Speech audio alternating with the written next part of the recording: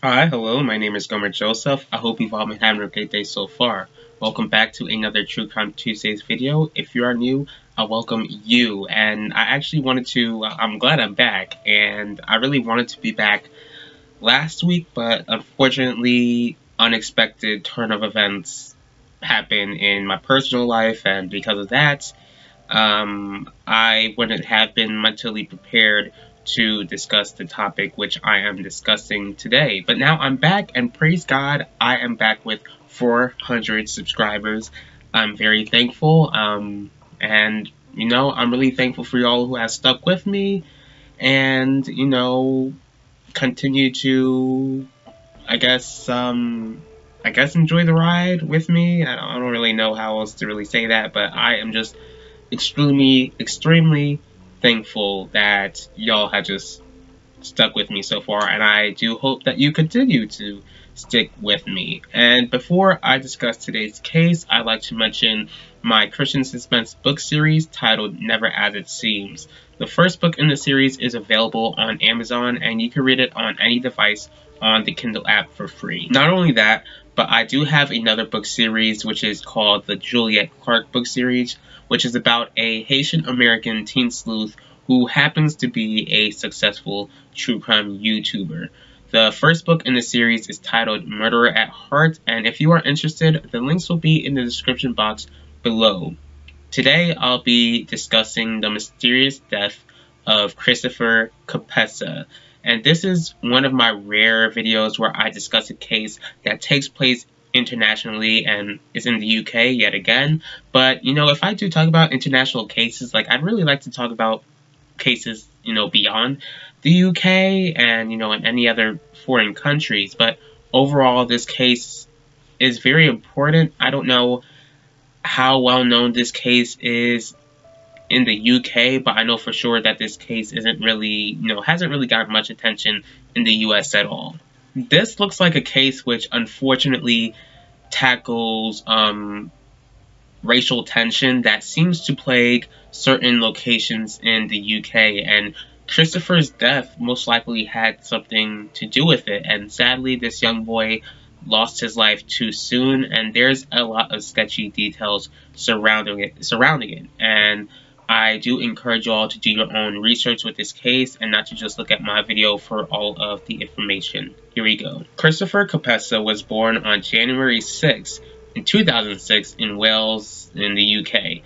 He was the son of Alina Joseph, and I know that, of course, he had a father, but I couldn't really find anything about his father. I don't know the mystery surrounding that. I do know that Alina, she was born in the Congo, and she moved from the Congo and immigrated to the UK, and she did, other than Christopher, she did have 6 other children who she raised by herself. Christopher was known to be a forgiving boy, a boy who loves sports, especially soccer, or in the UK they would call it football. Christopher was determined, he was playful, and full of life. Now, with the area that the family moved in the UK, this area was mostly white, and unfortunately, with being one of the only black families in that neighborhood, they were unfortunately dealing with racial tension. There were a few incidences where their home was vandalized and there were racist notes, letters sent to their house. And another time, Christopher was left badly hurt, so the family pretty much had no choice but to leave for their own safety. On July 1st, 2019, Christopher is 13 years old at this time. He tells his mother that he's going to play soccer with a few of his friends. And I know that in the UK they call it football, but I don't know. I'm just, with my American brain, I guess, I'm just going to go ahead and keep calling it soccer. So he decided to go ahead and play soccer with his friends, but unfortunately, that was the last time his family would ever see him alive. Now, the community where they moved to, from what I read, it seemed to be pretty close-knit, and because of that, word would spread fast.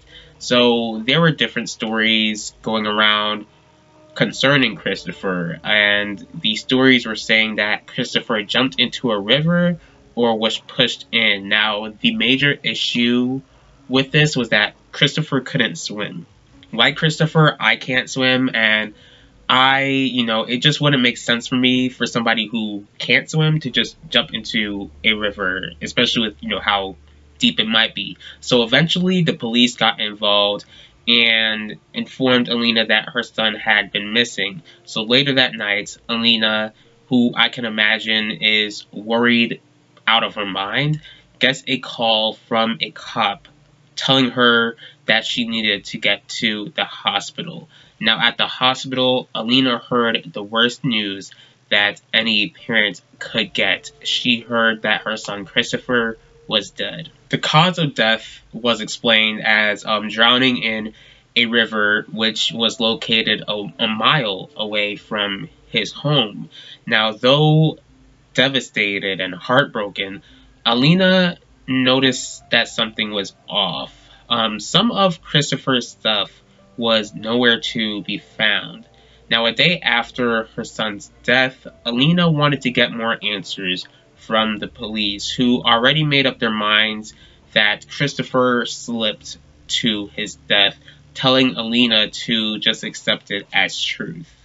Alina noticed some sketchy things with the investigation. Now, the police didn't make the crime scene a restricted area, and they only questioned a few out of the dozen other witnesses, which is really weird. Like, why did you want to go ahead and talk with as many people as you can to, like, really be 100% sure about how this little boy died? So Alina, she wasn't having it. Like, she made a complaint that made it all the way to something called the Crown Prosecution Service, and I'll just go ahead and call it CPS. Not like CPS, like Child Protective Services, like in the US, but, I don't know, like, does the UK have, like, an FBI? I mean, I don't want to, like, sound, like, ignorant, like, or, like, stupid. Like, I just really, I really want to know this stuff. Like, is this, like, I don't know if it's, like, the FBI for the UK. Like, if you're from the UK and you're watching this, like, please explain this to me. But, Prosecution Services, I'm just gonna call them CPS just because, doesn't take up too much time, but they, the CPS in the UK sounds really important, and they handle criminal prosecutions in the country. According to the CPS, their investigation led to the conclusion that Christopher was pushed while playing with 16 other kids. And, of course, with the racial tension that he dealt with growing up, he was the only black kid in the group, and I would imagine that might make things a bit sketchy, but you know what?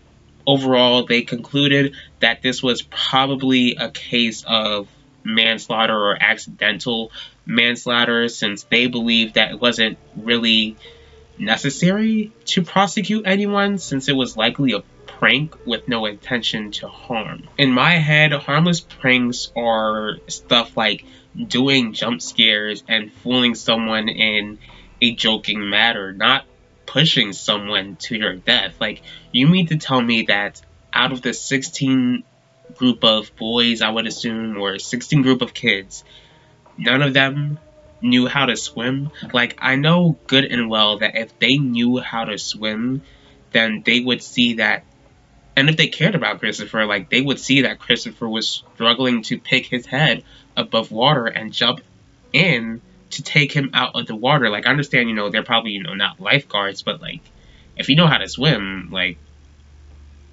it doesn't really seem like anybody even attempted to get this boy out of the river.